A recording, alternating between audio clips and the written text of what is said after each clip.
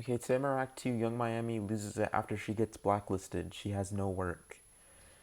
I'm pretty sure Young Miami is with Diddy, unless I'm fucking wrong. I hope I'm not. But she's surprised she has no work. Girl, you with the fucking. You with one of these, like, fucking predators in Hollywood who's having all these parties and fucking having all this shit going on. No one wants to work with someone who's involved with someone like that. Why is this surprising?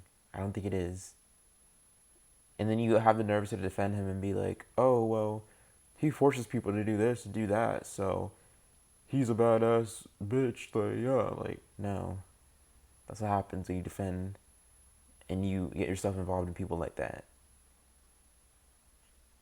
So,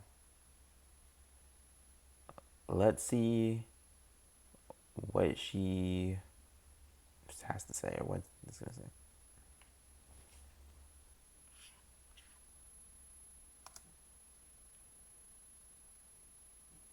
Chill, y'all might want to get a chair for this one because Young Miami just got blacklisted from the industry after one of Diddy's male victims exposed her for being a part of Diddy's activities. He went into details about how Miami was involved and how her cousin forced herself on him while he was barely conscious. Now, we all suspected that Miami was part of Diddy's very sinister activities because he was paying her over $500K every month for no reason. That alone was already enough to make people suspect that she was probably doing some things that she wasn't supposed to be doing, but nobody expected it to be SA. People are officially canceling her, and word on the street is she's already lost a lot of brand deals after these allegations came out. She's getting blacklisted right along with Diddy, and there's nothing she can do to save herself. A whole lot of people have been speculating for a while now that it won't be long before his male victims come out too, and it looks like that's already happening. A producer named Rodney Jones just filed a $30 million lawsuit against Diddy. Rodney name-dropped several other people that we would have never suspected, including Young Miami. Yeah, that's right. Apparently, Young Miami has been a part of this whole thing, and she's now losing everything after it just got exposed. But what's even messier is that Miami was already struggling financially for a little minute now, so this was the last thing she needed. If y'all remember, one of her friends recently spilled the tea about how Diddy cut her off because he needed to cut some of his expenses. According to Miami's friend, Diddy had been paying for private flights, shopping sprees, and rent for a luxury Miami penthouse. She said Diddy is no longer paying Young Miami's bills. Diddy still bought Young Miami a Christmas gift, but he's not as generous as he once was. He's not paying her rent or giving her money anymore. He told her not to expect anything from him in the future. To add to all this, her talk show Carisha Please has been shelved by Revolt TV ever since the allegations against Diddy came out. Diddy used to be one of the chairmen at Revolt, and he was the one that pushed for her to get a spot on the network. But after he was kicked out, her show got canceled too. And baby, don't even get me started on that music career because that is also in the gutter. JT is releasing solo music now and even getting invited to big fashion shows in Europe, while Miami is still spiraling and selling overpriced varsity jackets to her fans to make some money. She recently even tried to start her own solo career by posting several videos promoting her new Yams era and even releasing a song that made no noise. The song was a huge flop and didn't perform as well as she was thinking. But none of that compares to the level of blacklisting that she's receiving right now after this recent lawsuit that was filed against Diddy by Rodney Jones. According to the producer Rodney,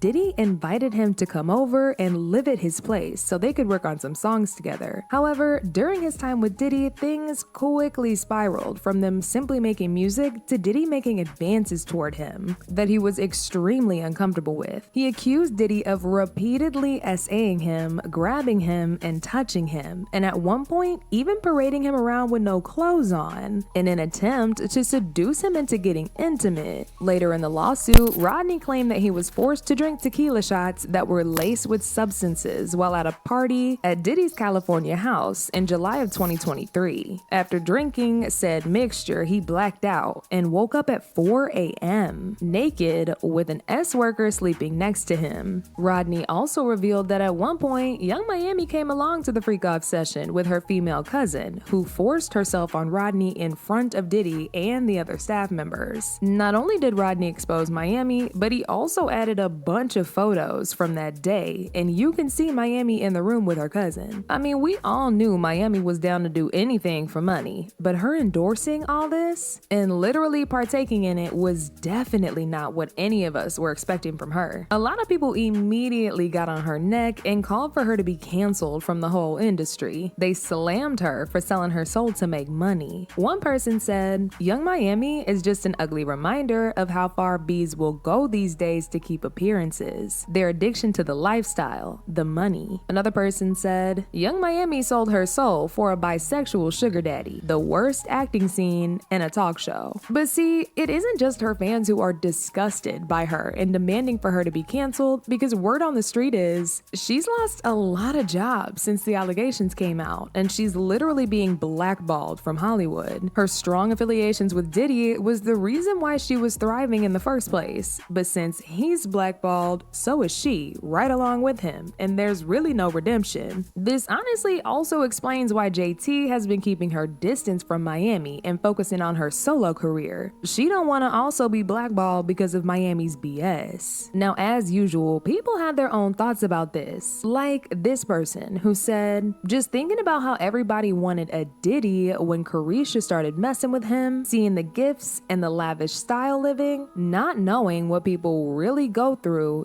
/ do behind closed doors. You girls are willing to lay down with the devil himself for an easier life." Another person said, "I kind of feel bad for Young Miami. She was just looking for a sugar daddy, now she's caught up in this career-ending mess." But now I want to know your thoughts. What do y'all think about Miami getting blacklisted from the industry and becoming jobless? And do you think it's just a matter of time before she also gets slapped with her own lawsuit for her involvement with Diddy? Y'all been knew what to do. Let me know your thoughts in the comment section I'm down. glad she got blacklisted. She needs to fucking suffer the consequences of fucking being around someone like that.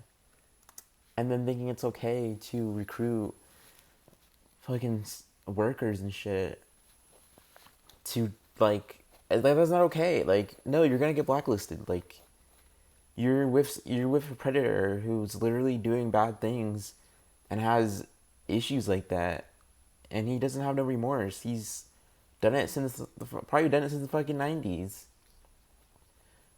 Like, Usher lived with him when he was like fucking 13, so he had always was around someone young and maybe tried to influence them to do what he was doing, and it's just fucking sick.